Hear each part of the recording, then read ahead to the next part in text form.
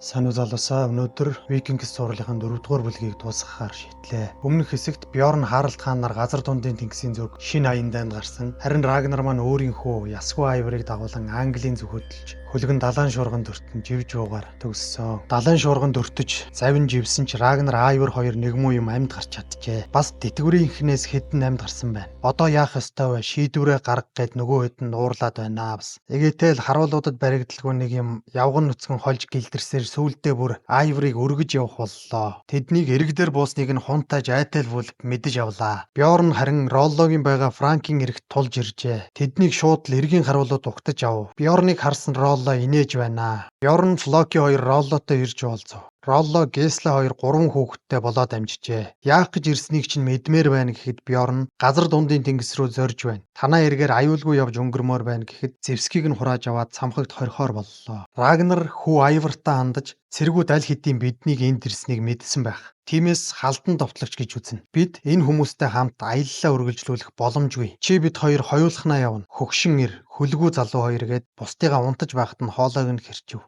Лагерта харин Бьорн Визерк хоёр байхгүй. Айвар ч мөн эзгүй байгаа. Тиймээс Аслог түлхэн унгаж Катигатыг булаан эзлэх бодолтой байна. Тоорович бас түүнтэй нэгдэж байгаа бололтой. Роллогийн шоронд хоригдож байгаа Харалд хаан Бьорныг буруутган бид нар шууд л дайрах байсан юм. Ярилцаад ямар ч нэмэргүй. Энэ бол буруу шийдвэргээд л давтаргуйтаж байна. Весексийн Эгберт хаан Рагнарыг эрэгт ирснийг мэдлээ. Манай хүний үс сахалж бас буурал суужээ. Тэр ирсэн ч 3,000 дайчинтай л биш бол айх шаардлагагүй гэсэн шүүл юм ярьж байна. Мань Рагнар ёстой л үзээгүй юм үзэж үзэн буцалгаж байна. Айвар түүнд хандаж та намайг дагуулж ирсэндээ харамсаж төрөхөд нь л алчдаг байсан юм гэж бодож байна уу гэхэд ам нээхэр чинь л харин алчмаар санагдах юм. Чамайг амьд үлдэж өсөж воожж чадахгүй гэж бодож байсан ч энэ миний буруу байж. Чи ахнараасаа илүү онцгой, илүү ухаалаг, зоригтой юм. Ахиж юм уу хэлэхгүй болохоор сайн баясаа давл гэж. Ролло Бьорныг дуудуулж нэг хүн танилцууллаа. Йоханнес Скотос ямар юм ч гинүү. Энэ нэр Бьорнд илүү сайн газрын зураг харуулад газар дундын тэнгисийн улс орнууд зам харгууг тайлбарлав. Харин Ролло улсаар нь дамжиж аюулгүй явмаар байгаа бол намайг хамт авч яв гэж байна. Энэ шийдвэрт нь Геслаг үнж уурлан дургуутсахад би та нартай хайртай. Гэвч миний дотор викинг хүн байгаа. Яаж ч хичээгээд үүнийг дарж чадахгүй гээд гарлаа. Лагерта Хедебид Үбэсигард хоёрыг дуудавлаад шүнэн барьж хорлоо. Нэг юм сэтжтэй. Бьорн Роллог багтаа нэгдэхэн аяллаа үргэлжлүүллээ. Флокид энэ нь таалагдахгүй нь мэдээжээ. Хялалцаж байтал Бьорн гинэт толгой дохин хөлгөө зогсоогоод Роллогийн гар хөлийг нь хүлээд ус руу шидээд завныхаа доод талд хүлээтгэлээ. Живүүлж алхнуудаа гэтэл эцсийн мөчөд татаж гаргав. Манай авраг эгээтэй лам тавьчихсангүй. Инээж өдр бас л сайхан гаршив. Харин энэ үед Лагерта цэргүүдэд дагуулan Катигат руу довтлоо. Зүнчийн хэлсэн замбраагүй цус урсгалт ингээд эхлэх бололтой. Бөөн зодон болж Лагерта тулааныг зогсоож та нар бүгд миний хүмүүс гээд болиулав. Өнөө хоёр ч харин гэлдэрсээр нэг юм Эгбертийн ордны гадаа ирлээ. Рагнар хүүдээ хандаж одоо хоёулаа салж явна. Ухаантай байвал чи амьд үлдэж чадна. Намайг яаж дарчлааж байсан чи юу ч хийж болохгүй гэж хэлээд алхлаа. Бас мөлхлөө.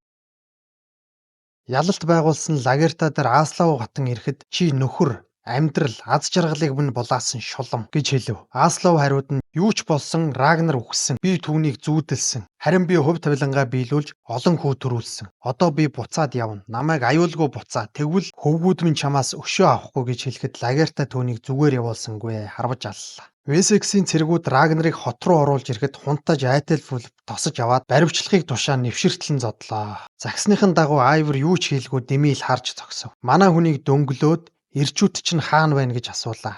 Хинч байхгүй бид хоёр хоёулахнаа байгаа. Бусдыгаа бүгдийг нь алсан. Аав чинь хаана байна гэж дургууг нь өргөв. Эгберт хаан ордондоо буцаж ирээд шууд л Рагнар дээр очив. Яагаад ингэж их удаав гэхэд хүүмэн амьд уу гэж Рагнар асуув. Гаднаас Айврыг оруулж ирлээ. Би хүүт чинь ямар ч муу юм хийхгүй. Сайн харж хандна. Танаа тариаланчдыг хороосон нь миний тушаал байсан. Энэ бол миний буруу. Гэхдээ одоо чамд хамаагүй. Харин чиний өөр нэг хүү энд байгаа гэд Магнусыг оруулж ирв. Хүүн түүнд хандаж ээж минь таны тухай ярьсан бүхэн үнэн байжээ гэхэд Рагнар чиний төрсөн чинь яг л ид шид байх. Учир нь би танаа ээжтэй хизээж ингэр зөрүүлж байгаагүй. Ээж чинь зүгээр л над дээр шээсэн л гэж авч байна. Шээхэн шээсэн л дээ. Эгберт хаан үргэлжлүүлэн чи тэгээд яагаад ингэж удаав гэж асуухад манай хүн илүү зоримог том төлөвлөгөөний нэг хэсэг байгаа юм л гинш. Үбэсигард хоёрыг Катигатад буцан ирэхэд Лагерта ээжийг чинь би алж Катигатыг буцаан авсан гэдгээ хэллээ. Уурссан Үбэ түүн рүү дайрсан ч цэргүүдийг нь барсангүй. Эгберт Рагнараас чамайг суллвал чи яах вэ гэхэд чамайг ална. Үгүй ч үж магадгүй. Чи бол эрх мэдэл дурлагч гэхэд би Англиг нэгтгсэн. Одоо бид наруу эндээс тэндээс дайрч довтлохоо болсон. Жишээ нь та нар гээд додгор байна уу? Бүтэлгүйтсэн өвбэ ээжийнхэн өсшөөг авъя гэж давтаргуутахад Сигард хар дараа. Ээж бидэнд хизээш хайртай байгаагүй. Тэр ганцхан Айвор Харбарт хоёрт л хайртай байсан. Өшөөг нь авах бол Айвор л авна биз. Би лав биш гэд хөдөлсөнгүй. Эцэст нь Экберт Рагнарыг торноос нь гаргалаа. Айхгүй л байгаа юм бах та. Даанч манай хүн алхачих чаддаггүй. Айвор айтай л мүлхэж байна. Рагнар түүнд хандан харлаган хүнтэй таарах үед намайг үхнэ гэж зөнч хэлсэн. Гэхдээ чи л ганцхан намайг алах ёстой гэсэн чи Экберт тийм бодлого л байх шиг байна. Хунтаж айдал бүлв Магнус хүүг ордноос гаргаад өөрийн хувь тавилангаа өөрөө ол гэд хөөж явууллаа. Рагнарын хүү биш гэдгийг нь мэдээч бод хөөжлөл байна. Манай хоёр авраг бүр согттлоо уугаад баахан л гүн ухааны юм ярьж байна. Өндөг анхдагч уу, дахин анхдагч уу гэх нь холгүй л. Эцэст нь Деважин Валхаалаа хоёр хоёулаа л утгагүй хогийн газар гэдэг дээр санаа нэгдээд айдал станыг дурсцгаалаа. Рагнар түүний үхэлд би хамгийн их гэмшдэг гэхэд Экберт хаан харин чиний үхэлд би харамсна гэж хэлв. Рагнар хариуд нь тийм байлаа ч гэсэн чи намайг хороох ёстой гэхэд хаан уйллаа. Тасраад сэрсэн Өвбэ Сигард хоёр дээр Лагертагийн найз охин Астрид ирээд та хоёр Лагертад муу юм хийвэл би алан шүү гэж хэлчихээд явлаа. Зэрлэг хүүхэн бэ яс. Хоёр хаан бүр Сентид хамт суучихжээ. Гаднаас Жюдит Альфредийг дагуулan орж ирэв. Айдалстан андынхаа хүүг харсан Рагнар тэрвэрч аваад багхаа нулимс унгаах гэснээ ширгээлээ. Экберт хаан Рагнарт хандаж чи өөхөх учиртай. Гэхдээ би бол энийг хизээч яасан ч хийж чадахгүй юм байна андам минь. Гэхэд хариуд нь Рагнар тэгвэл намайг Айла хаанд хүргэж өг. Тэр намайг баяртайгаар хөнөөнө. Харин эрэмдэг хүү Айврыг маань аюулгүй гэрт нь хүргэж өг. Тэгвэл миний хүүхдүүд чамаас өшөө авахгүй. Харин Айла хаанд бүх өшөө орслоо тайлах нь гарцаагүй гэж ятгалаа. Айвор таньгүйгээр би явахгүй хамтдаа үхье гэхэд битгий тэнэгт хүмүүс чамайг аюул гэж боддоггүй. Энэ нь хамгийн том алдаа тэнэг минь. Нэг л өдөр хорвоо ертөнд чиний нэрийг дуудана гэд Экберт намайг Айлаад өгнө. Ах нартайгаа ирж миний өшөөг заавал аваарай. Гэхдээ Айлагаас биш Экбертээс гэж захаад өөрийн ариун цагиргаа өглөө. Харин манай Айвор тэгнээ аваа алаад өгнөө л гэж. Ийхүү ясгүй Айвор нутаг буцахаар болж Рагнар Лотброк Нортумбриад очиж Айла хааны гарт орохоор болоход Альфред хүүд аавынхан загалмайг зүүж өгөөд айдалстан эцсийн мөчөд танаа бурхныг сонгосон шүү гэж Экбертэд хэлээд хөдлөлөө. Түүнийг дөнгөлд суулгасан тэргийг жолоодож яваа хүн нь сохор бөгөөд Рагнарт хандаж би хэдий сохорч гэсэн чамааг бол харж байна Рагнар Лотброк гэж хэлв. Ингээд зөнчийн хэлсэн ёсоор сохор хүн Рагнарыг харж байна да. Явх замдаа Нортумбриагийн эргийг харсан Рагнар анх энд ирж байсан дурсамжаа эргэн нэг бодов. Энэ үед харин Экберт хаан ламын хувцас өмсчихсэн сонин цараалчсан алхаж байна.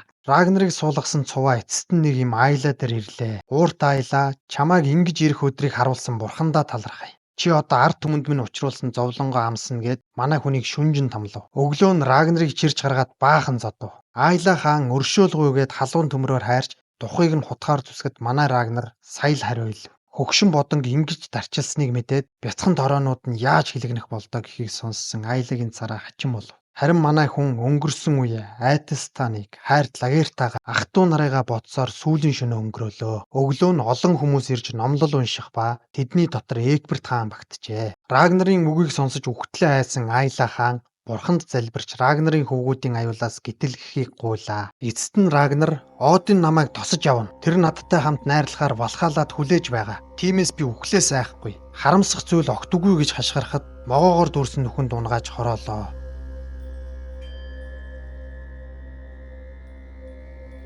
Ясгүй Айвор амьд мэд гэртээ буцаж ирлээ. Тэр ах нартай хандаж аавыг Экберт үхэл рүү нийлгээсэн.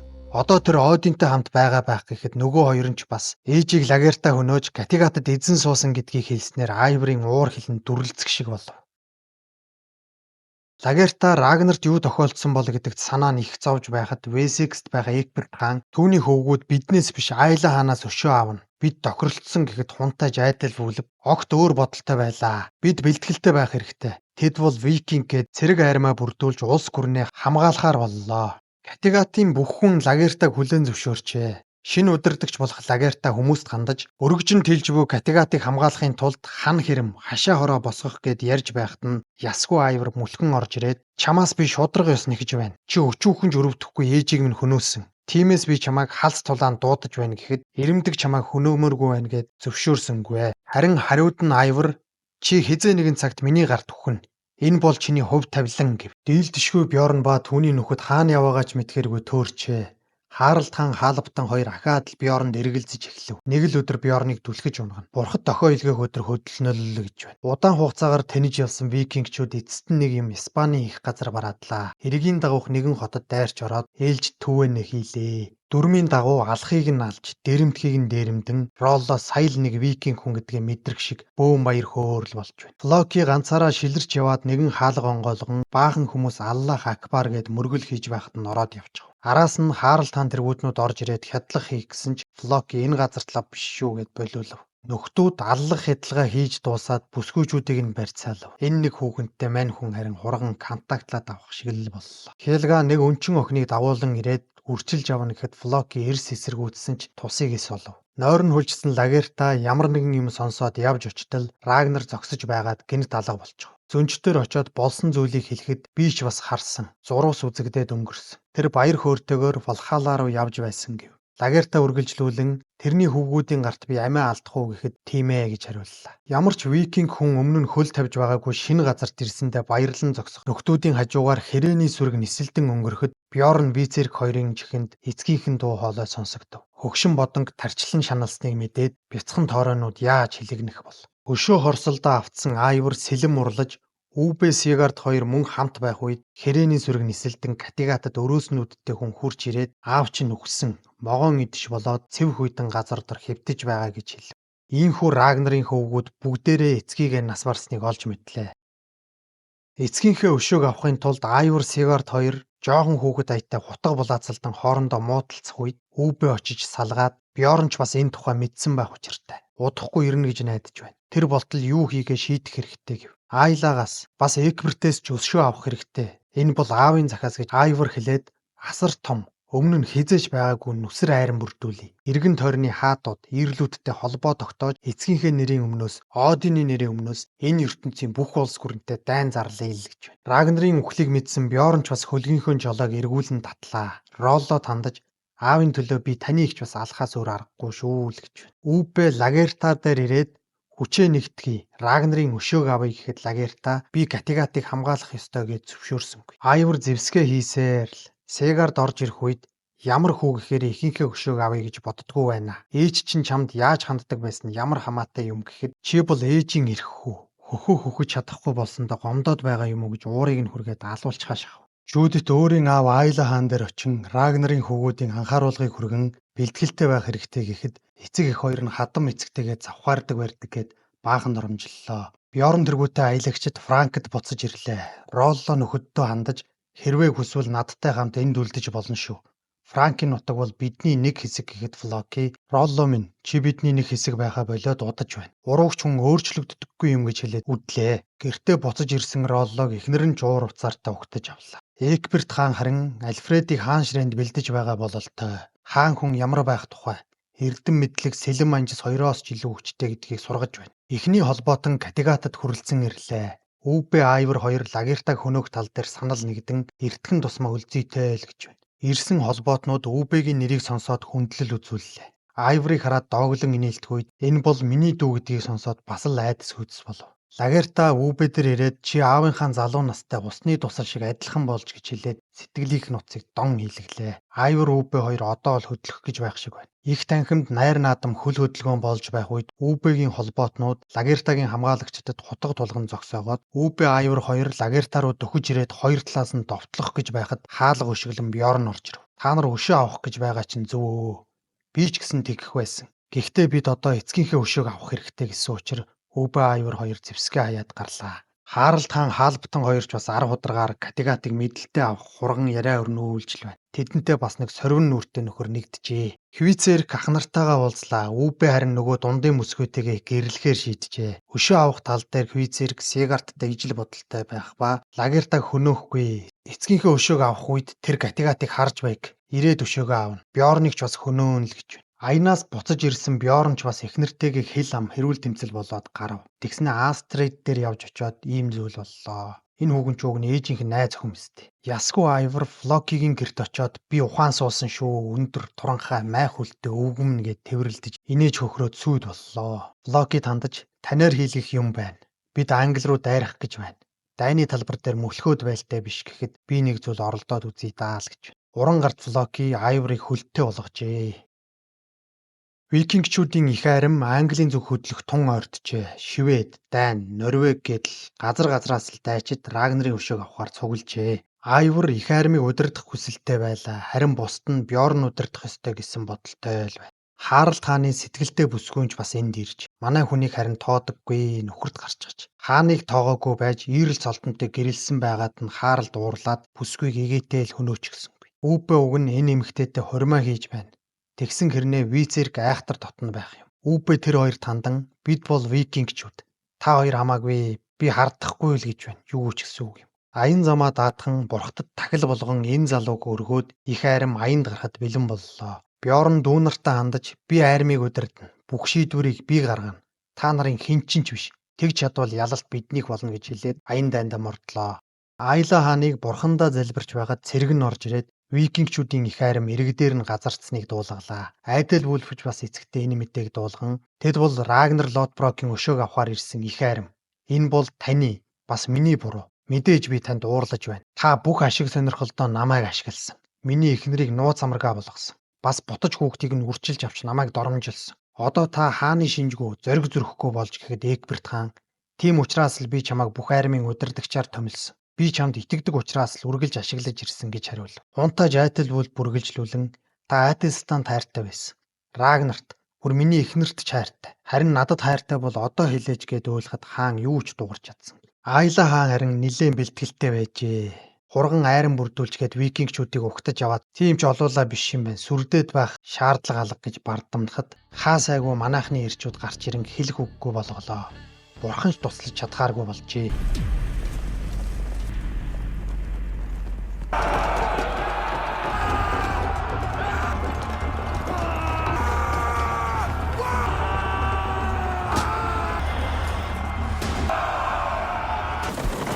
Айлаг барьж аваад тэрэгнээсээ чирэн явсаар Рагнарыг үгсэн газарт авч ирэв. Бьорн Айлад хандаж бодонг тарчлуулсны чинь төлөө тоороонууд яаж хэлгэнхийг харж явгээд модонд амьдаар нь хадаад дараа нь нөгөө аимшигт цус бүргэд гэдэг яргаллаа үлдлээ.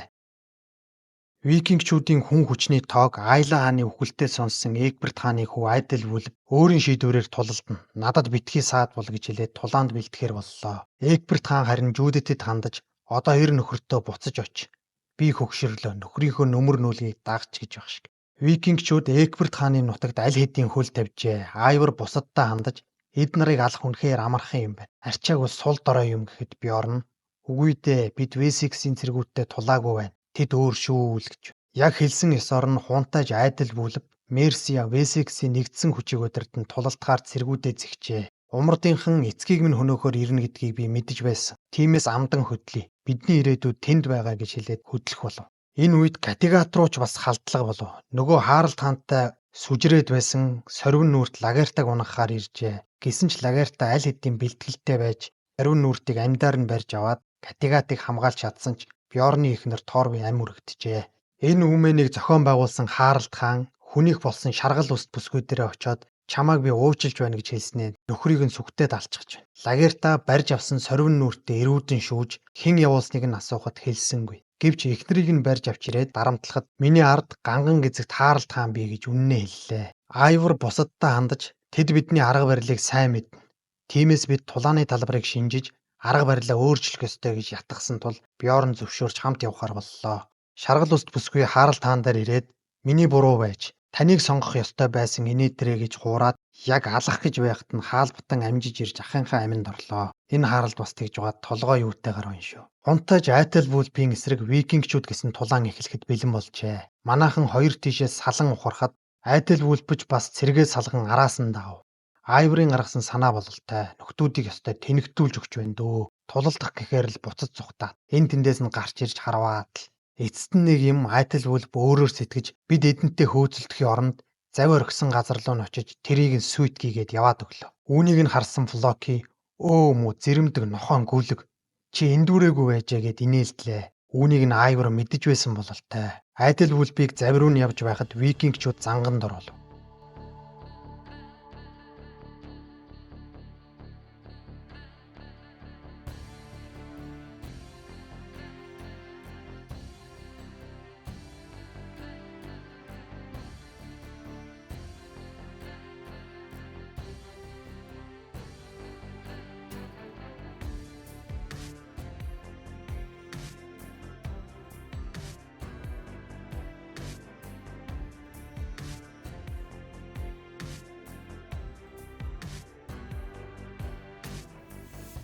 Аимшигтай тулааны эцэст викингчүүд илүүрхэн айдэл үлб зүхтан хааны ордонд ирээд бид ялагдсан. Тэд удахгүй ирнэ.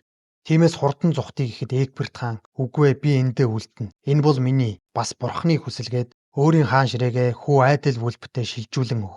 Ийхүү шинэ хаан айдэл үлб зүхтаан Эгберт хамбал амтан хоёр буурай сахин үлдлээ. Манайхан дайраад ороод ирсэн ч даанч хинч байсангүй. Ордныг эвдэн сүйтгэж, галдан шатааж, тонон дээрэмдэж багад Эгберт хаан гарч ирэхэд Бьорн түүнийг анд үлдээв. Энэ үүмэний үед Флокигийн эхнэр Хельга өргөмөл охиныхоо гарт амиа алдлаа. Бьорн яг эцгийг нь хорж байсан шиг төмөр торнд Эгберт хааныг хоржээ. Түүнээр цусд бүргэд хийе гэж Айвар хэлэхэд Бьорн тэгж болохгүй. Өөрсдөнд хэрэгтэй байдлаар түүнийг ашиглая гэд хоорондоо маргалдлаа. Энэ үед Эгберт хаан би аавд чинь хайртай байсан. Тэр миний үнэн чанд байсан. Тиймээс бүгдээрээ тохиролцъё. Би та нарт газар нутаг өгье. Зүүн Английн газар нутгийг эзэмш. Би хаан учрах хэн ч үүнийг үгүйсгэхгүй. Зөвшөөрнө гэвэл би хариуд нь юу хүсгээ хэлье л гэж байна. За илтээ мөн ухаа шүү. Бьорн энэ тухай Айвараас саналыг нь асуугаад газар нутгийг нь авч болно. Гэхдээ Эгберт өгөх ёстой. Би өөрийн гараар цусд бүргэд болгоно гэсэн тул Бьорн Эгбертэд саналыг чинь зөвшөөрч байна. Харин чи өгөх ёстой. Яаж өгөхөө чи өөрөө шийдэв. Энэ хэдийн тарихаар бол наадчихдаг юм байна өө. Эхнэрээ алдсандаа гашуутсан Флоки миний хайртай бүхэн намайг орхин одлоо. Тиймээс би залуургүй завтай задгаа далаад гарна. Бурхад хаашаа зөвлүүлнэ тэнд би очих болно гэж хэлээд явлаа. Эгберт хааны сонгосон үхэл нь харин өөрийн гараар амиа өгөтгөх байжээ. Ялалтаа тэмдэглэж найрлаж байх үед Бьорн нөхөддөө хандаж бид зорьсондоо хурж эцгийн минь өшөөг авлаа. Нэмээд ч хууль ёсны газартай боллоо. Та бүхэн энэ тариалж шинэ амьдрал эхлүүлэх бол болно шүү. Гэхдээ миний бие газар дундын тэнгис рүү дахин аялна. Миний хувь тавилан тэнд л бий гэв. Харин Айвар би энд үлдэнэ. Гэхдээ тарих гэж биш. Дайрч эзлэн тонон дээрэмдэх хүн байвал надтай нэгд. Одоо бидний өмнө хинч сүрэн зогсохгүй гэж сааглаа. Алдар нэрийн төлөө хэн нэгдгүү гэхэд олон хүн түүнийг дагахаар болов. Сегард харин түүнийг үгийг үл оошоон чи бол эр хүний тонд орохгүй гэж доромжлоход ууралсан Айвар сүх авч шидээд төрсөн ах болох могоонуудад Сегардыг хөнөөлөө. Ийхүү Рагнарын өхөл хөвгүүдийг нь нэгтгсэн бол амжилттай болсон өшөө авалт хөвгүүдийг нь эвдрэлцүүллээ. За ийхүү залуусаа Викинг суурлийн 4 дугаар бүлэг төгсөж байна. 5 дугаар бүлгийг үзхийг хүсвэл суугт нэг дээрээ.